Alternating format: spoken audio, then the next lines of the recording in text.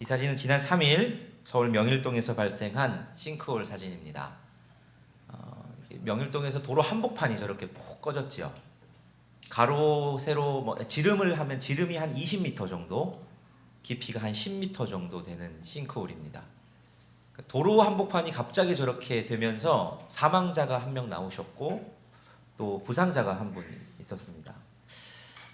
이러면서 우리 도심 곳곳에서 싱크홀 사고들이 종종 일어나면서 많은 사람들이 걱정을 하게 됐죠. 이거 나도 지나가다가 갑자기 도로가 꺼지면 어떡하나 하는 공포가 있습니다. 싱크홀 사고는 누구도 예상을 할 수 없기에 너무너무 당황스럽죠. 다음 사진을 보여주시면 이 사진은 과테말라에서 발생한 싱크홀 사진입니다. 저기 지름이 한 30m, 깊이는 한 60m 됩니다. 60m면 20층짜리 건물이 하나 들어간다 생각하시면 됩니다. 저기에 원래 모서리에 3층짜리 집이 있었습니다. 근데 집이 싱크홀과 함께 그대로 밑으로 가라앉았습니다. 자, 저런 싱크홀이 발생하는 건 뭐 알 수가 없죠. 우리가 싱크홀이 저기서 발생할 거라고 생각하면 저 위에다가 집을 짓거나 저기를 지나다니거나 하겠습니까? 아무도 안 하죠. 그냥 겉으로 보기에는 말짱하니까 밑이 어떻게 되어 있는지를 볼 수 없으니까 그렇게 지나다니는 거지요. 저런 것들을 이제 싱크홀이라고 하는데, 이 싱크홀을 가지고 영적인 의미를 이렇게 비유해서 말씀하신 분이 계시는데, 이제 고든 맥도날드라는 목사님께서 내면 세계의 질서와 영적 성장이라는 책을 쓰셨습니다. 이거 굉장히 오래된 책입니다. 1987년도에 나온 책이니까 오래됐죠. 한때 이제 제자 훈련을 한다 그러면 필독서로 읽혀지던 책인데요. 저 책이 나올 당시에는, 우리 한국어로 번역될 당시에는 이제 싱크홀이라는 말도 우리가 안 썼습니다. 그러니까 한국어로 뭐라고 번역됐냐면 함몰 웅덩이라고 이렇게 번역이 됐었습니다. 그러면서 싱크홀을 빗대서 우리 내면 세계에 함몰 웅덩이 증후군이 생긴다, 이런 얘기를 하셨습니다. 싱크홀 증후군이라고 할 수 있죠. 싱크홀이 생기는 원인은 몇 가지 다양합니다. 주로 석회암 지형에 많이 생깁니다. 석회암 지형이 있던 땅에서 지하수를 통해서 그 땅들이 이렇게 깎여 나가면서 밑이 비게 돼서 자연적으로 생기는 싱크홀들이 꽤 있죠. 그런데 우리나라에도 요즘 싱크홀이 많이 생깁니다. 지하수를 많이 사용하게 된 원인이기도 합니다. 지하수를 많이 사용하면 지하수가 빈 곳에 그 땅이 점점 내려앉으면서 싱크홀이 발생할 수 있다, 이렇게 얘기하기도 하고요.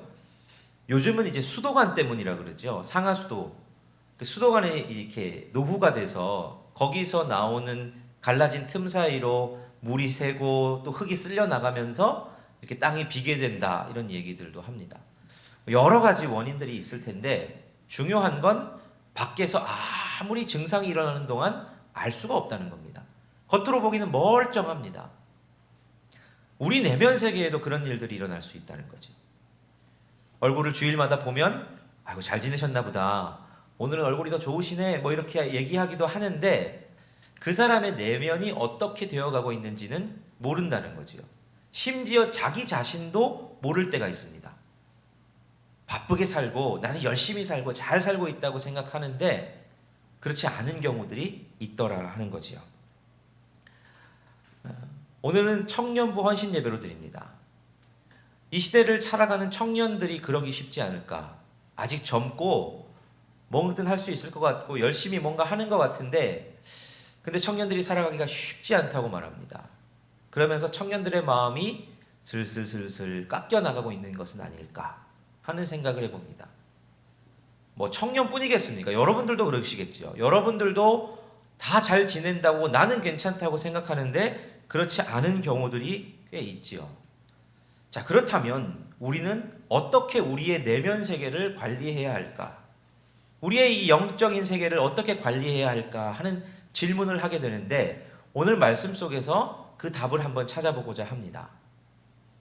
자, 오늘 말씀은 이제 느헤미야 본문인데, 느헤미야 본문 중에서도 이제 외부적인 문제, 겉으로 드러나는 것이 아니라 내부 속에서 일어나는 문제를 다루고 있는 것이 오늘 본문입니다.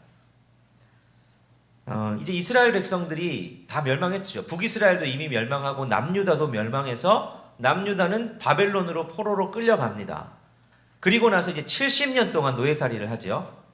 70년이 지난 후에 고레스의 칙령으로 이제 다시 고향 땅으로 돌아올 기회가 생깁니다.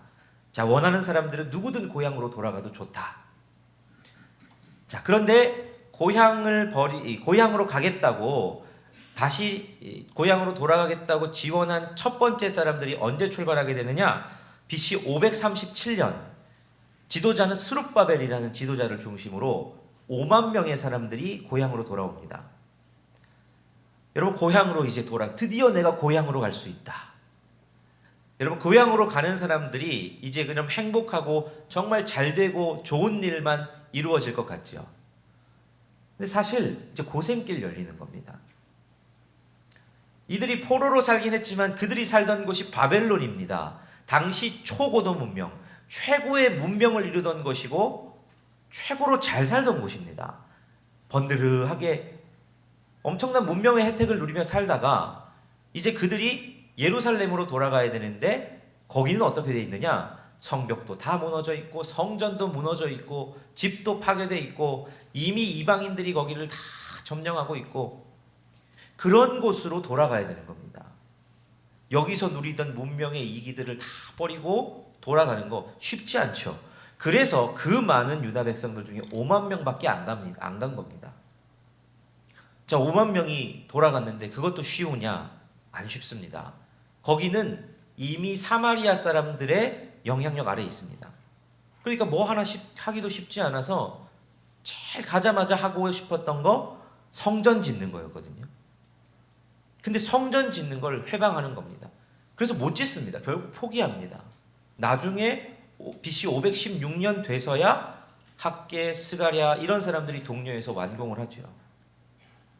두 번째 포로 기한이 언제 이루어지느냐? 80년이 더 지나서 BC 458년, 무려 80년이 지나서 두 번째 포로 기한이 이루어집니다. 그 포로 기한의 중심에 서 있던 리더가 학사 에스라입니다. 이 에스라가 돌아와 보니 그렇게 원대한 꿈을 품고 고향으로 돌아왔던 1차 귀환자들이 사마리아 사람들, 다른 이방 사람들, 그 사람들과 다 통혼하고 섞여 살고 그 처음 마음을 다 잃어버린 겁니다. 그래서 학사 에스라가 다시 율법을 가르치고 종교개혁을 하는 것부터 시작을 하지요. 세 번째 포로 기한이 그와 비슷하게 444년, BC 444년에 일어납니다. 이 세 번째 포로 기한을 이끈 사람이 느헤미야입니다. 느헤미야가 와서 한 게 뭐냐? 성벽 쌓는 일입니다. 그러니까 지금까지 이 성에 사는 사람들은 성벽도 없이 살았던 겁니다. 산짐승, 들짐승, 도적들 누구나 다 그 마을, 그 성에 쉽게 들어오는 상황이었던 거죠. 우리는 뭐 요즘에 주택을 짓고 담벼락 안 치는 분들도 많습니다. 보기 좋게 담을 낮게 치거나 아예 안 하시는 분들도 많죠. 그 이유는 여러분 치안이 괜찮기 때문입니다. 옛날 생각해 보십시오, 여러분.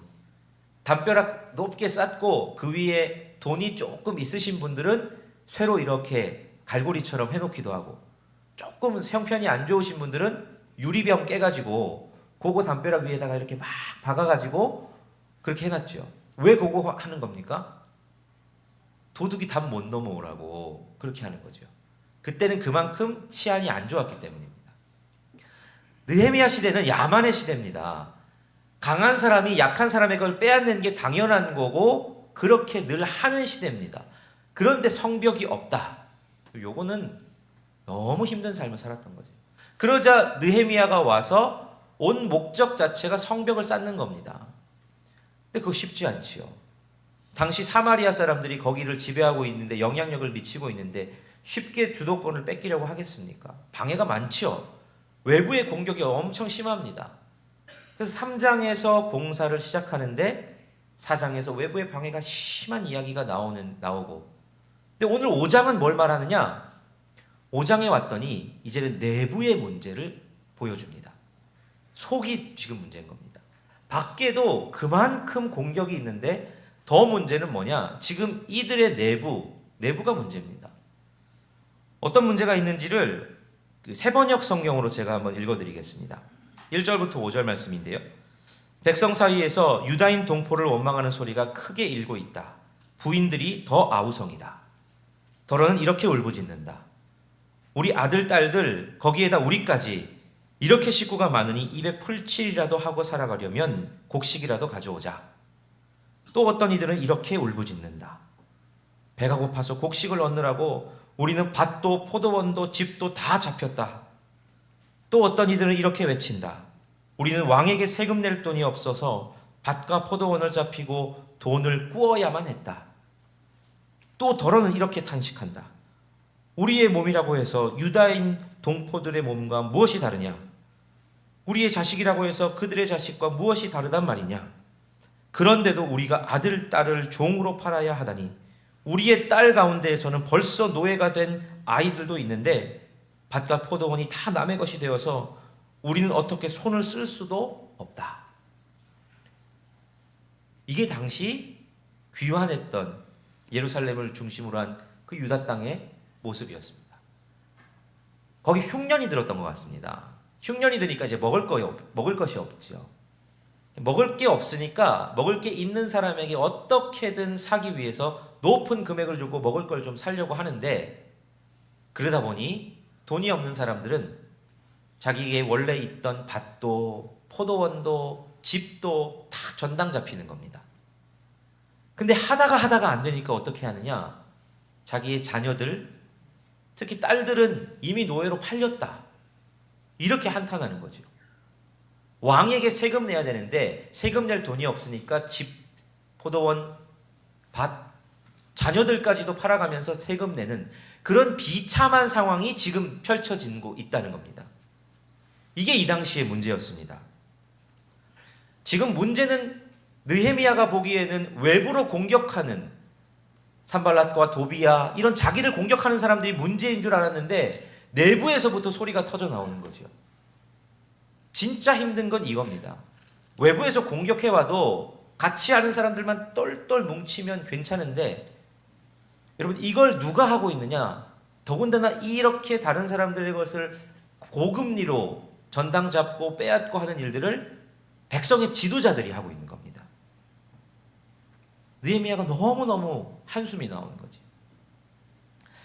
진짜 문제는 외부에 있다고 생각했는데 그게 아니라 내부부터가 문제였던 겁니다. 이런 예화가 있습니다. 긴 사막 여행을 마치고 돌아온 어떤 여행가가 이제 가장 고통스러운 게 뭡니까? 물었더니 어떤 사람이 묻습니다. 그렇게 뜨겁게 내리쬐는 태양이었습니까? 아닙니다. 아니면 끝없이 펼쳐진 사막이었습니까? 아닙니다. 아니면 춥거나 잠자리가 좀 불편하셨습니까? 아닙니다. 그러면서 여행가가 말합니다. 그런 것들은 전혀 문제가 되지 않았습니다. 저를 진짜 힘들게 한 건 제 신발 속의 모래였습니다. 다른 사람들은 외부적으로 보이는 것만 가지고 저 사람이 이거 힘들겠지 저거 힘들겠지 생각하지만 정작 본인에게는 그 신발 속에 끝없이 들어오도 빼도 들어오고 빼도 들어오는 그 모래가 제일 힘들었다는 거죠. 보이지 않지만 그 속에서부터 문제가 일어나기 시작하는 겁니다. 우리의 삶에서도 마찬가지입니다. 우리나라도 여러분 이제 먹고 사는 문제 특별히 그렇게까지 많이 걱정하는 분들은 없습니다. 물론 지금도 어려우신 분들 있죠. 그러나 옛날에 비하면 먹는 것 때문에 내가 못 살겠다. 이거 그렇게 많지 않습니다. 그런데 우리나라는 그렇게 우울증도 많고 이 나라를 살기 싫다고 이민 가는 분도 많고 나라에 문제가 많다 이야기합니다. 뭐가 문제일까요? 겉으로 보기엔 우리나라가 너무 좋습니다. 한국 교회도 마찬가지입니다. 교회들을 보면 요즘에 교회들마다 얼마나 건물들을 아름답게 잘 짓습니까? 우리 일산에도 얼마나 예쁜 예배당들이 많습니까? 크고 멋진 예배당들 많지요. 각 지역에 가면 예배당들이 계속 지어져 가는 것을 보면 야, 한국 교회가 이렇게 다들 부흥하나 싶은데 속을 들여다보면 최근 한 해 동안 우리 통합교단의 감소한 교인 숫자가 3만 명입니다. 장로교 중에서 대표적인 양대 교단이라고 할 수 있는 우리 통합교단 그리고 합동교단, 이 두 교단을 합치면 우리나라에서 이제 제일 대표하는 두 교단이죠. 근데 이 두 교단에 최근 10년간 교인들이 100만 명 줄었습니다. 교회들은 그렇게 겉으로 보기에는 멋있어져 가는 것 같은데, 교회 건물만 보고 뭐 하는 말만 보면 늘 부흥하는 것 같은데 속은 그렇지 않지요. 진짜 문제는 내부에 있다는 것을 우리가 잘 모르고 있기도 한 거죠. 자, 그 문제에 대해서 오늘 느헤미야는 어떻게 진단을 하는지 핵심을 이렇게 짚어줍니다. 우리 6절 죄송합니다. 6절부터 9절까지를 같이 한번 읽어보겠습니다. 시작.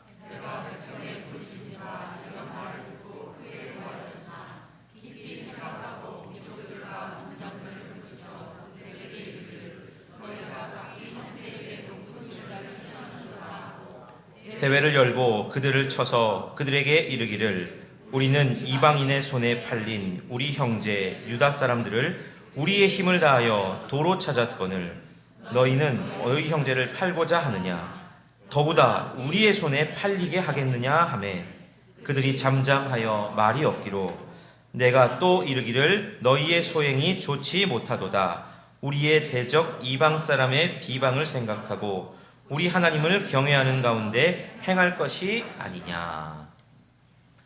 자, 백성의 지도자들이 어떻게 했다는 겁니까? 오히려 높은 이자를 받고 백성들을 착취하고 더군다나 느헤미야는 돌아온 이들을 힘써서 이미 팔린 사람 동포들도 다시 되찾아오려고 하는데 너희들은 너희의 동포를 그 빚을 지게 하고 오히려 노예로 팔고 있느냐. 그렇게 책망합니다. 지금 그들의 행동을 책망합니다. 그들이 취하고 있는 자세를 책망하죠. 근데 본질적으로 그들의 문제를 꼬집는데 그 속에 너희가 왜 그렇게 행하느냐를 꼬집는 말씀이 뭐냐? 너희가 하나님을 경외하지 않기 때문이라는 겁니다. 하나님을 경외해야 될 거 아니냐? 라고 꼬집으면서 지금 너희가 그렇게 동포들에게 높은 이자 받고 오히려 동포들이 팔리는데도 불구하고 너희가 그걸 너희 스스로 그렇게 하고 있는 거 그거 너희가 하나님 경외하지 않기 때문이다 말합니다. 문제는 하나님을 경외하지 않는 거란 거죠. 하나님을 경외한다는 게 무슨 말이냐? 하나님을 두려워한다는 말입니다. 경외라는 건 두려운 마음이죠.